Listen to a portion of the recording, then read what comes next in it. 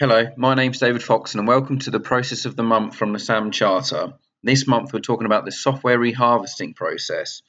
I personally feel that this is one of the most important processes any SAM function can try and implement. So the agenda of this video, we will talk about the primary and secondary objectives of the reharvest process. We'll actually run through a best practice process created by the SAM Charter. We'll look at potential banana skins and gotchas and slip-ups and ways in which that you may not be able to actually fully implement and follow this process. We'll obviously say thank you to our sponsors, and we'll also explain to you the next process coming up next month. So, the primary objective of the software reharvesting process is to ensure that only software used within a 90-day period remains on the IT estate. So basically, what that saying is that you want to optimize your software assets that are installed on your network. So if they're not being used within 90 days, they shall be removed and reused elsewhere, hence the software reharvesting process name. Secondary objective is to ensure that quality assurance checks take place to ensure the process has been successful. Every SAM process needs to have some sort of validation, some sort of review, some sort of check to ensure that it is still relevant and still accurate. And finally, when appropriate, management approval takes place for the removal of software if the software has a specialist status or is a key part or figure within the IT organization. So, the software reharvesting process, it kicks off really from the license compliance process. So you've reviewed your estate and you understand that there are a number of applications that are not being currently used. So, first of all, the audit data will be filtered upon use. I mean, you can do this through a SAM solution or an inventory tool that has usage figures, and you can clearly identify which applications have not been used at all or within the last 90 days. It is then important to produce an unused software list. So, gather all of the information you have, all the versions, the user, and the hardware asset that's installed on, and compile a really comprehensive and accurate list. Now, this can go either two ways.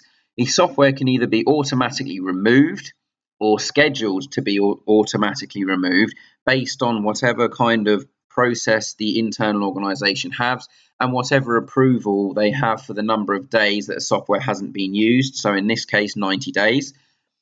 This will automatically be removed from the unused software list that we've already generated, and this involves the app's packaging team, so the guys that create the packages, the install and uninstall packages for software. Or, depending on the type of software, whether it's a specialist application or a core application, it may have to go to management approval for removal. The management then will see the unused software list and they will make a judgment on whether they approve or reject the removal of the application from the user's machines. Now, this can go either, again, one of two ways. Either they're going to reject the request and therefore it is best practice to create a software keep list. This is where the SAM team know not to remove an application from a certain machine, even if it hasn't been used, or it goes into the software approval list for removal. Now, once the software has been identified that it will be removed, it then goes into the schedule of software removal and the unused software list into the actual process of removing the software from the app's packaging teams. Once the software has been removed, it is then important that the removals have been verified and that the SAM and apps packaging team identify that all of the registry keys and information the installers have been successfully removed from the machine. So any future looks at the usage should show that there is no existence of that application installed on the device anymore. The returned approval lists or keep lists, they should go back to the SAM team. And then obviously if the software is there for removal, it should go to the remove unused software stream. Or if it's for the software keep list, then no further action at this stage is required. Now, the apps packaging team play a really important part in this, and they need to be the ones that are advised or based on accurate data which machines and which software should be removed from a machine. Obviously, as we've said before, there are going to be exceptions to this rule, and there are going to be software or users that are going to keep the application on their machine. Well, therefore, you're just going to have to re-go through this cycle maybe in the future again if circumstances change, which, as we will explain, is why processes need to be reviewed on a constant basis. So the next stage is to reschedule the removal of software if the software hasn't been removed successfully for whatever reason. This may be the machine wasn't switched on or wasn't connected to the network. I mean, there are a whole host of reasons as to why software doesn't automatically get removed by the apps packaging team. But it's a simple revision of when to do it again and to reschedule it or automatically uninstall it for a time when the machine is on. When the software has successfully been removed, it is then important to provide a report to the SAM manager so that they can then refresh the license pool. Now, the license pool is a pool of licenses that are free, that aren't being used. And it's also a good chance to provide updated compliancy figures and show senior management how much money you have cost avoided or how much you've actually saved through the software reharvesting process. Because at the end of the day, the reharvesting process is a fantastic tool for the SAM team to show its importance to the senior management, and it's one of my favourite processes. So, all sounds great, and this is a best practice guide, but what can go wrong? First of all, the process is not consistently run. This is one of the biggest problems within most organisations, is that this activity may only happen once a year, when it needs to be a consistent figure of any SAM team. The reports are generated, but the software isn't removed. This could be due to a lack of communication between the SAM team and the apps packaging team, or it could just be the fact that the SAM team are not monitoring whether software is actually being actively removed. There needs to be a nice symmetry between the SAM team and the apps packaging team to ensure that everything runs smoothly.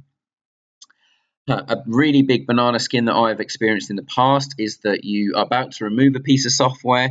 The user is aware of that, but they go and run the software on day 89 just to make sure that it isn't automatically removed, so it's kept on their system. Obviously, this is not best practice. This is not the best way to optimize your license. So there are, some friendly, what the phrase is, water cooler chat with the member of staff just to inform them of why you are doing this process. The lack of respect shown to the technology stack, so that, whether people actually believe in the data that the SAM team are getting to understand whether to remove the software or not, that's a big issue.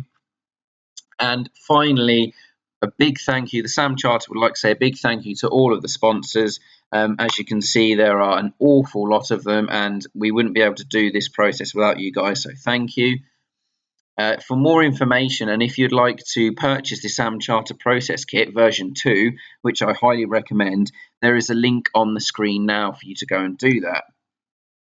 Coming up next month on the SAM Charter is the Software Change Management Process, another really important SAM process that should be implemented within any SAM function.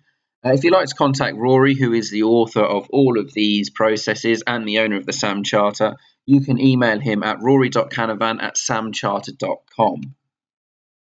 You can also follow Rory on Twitter at StoryByRory. Highly recommended that you follow him. He posts an awful lot of interesting SAM-related tweets. And obviously you can connect with him on LinkedIn.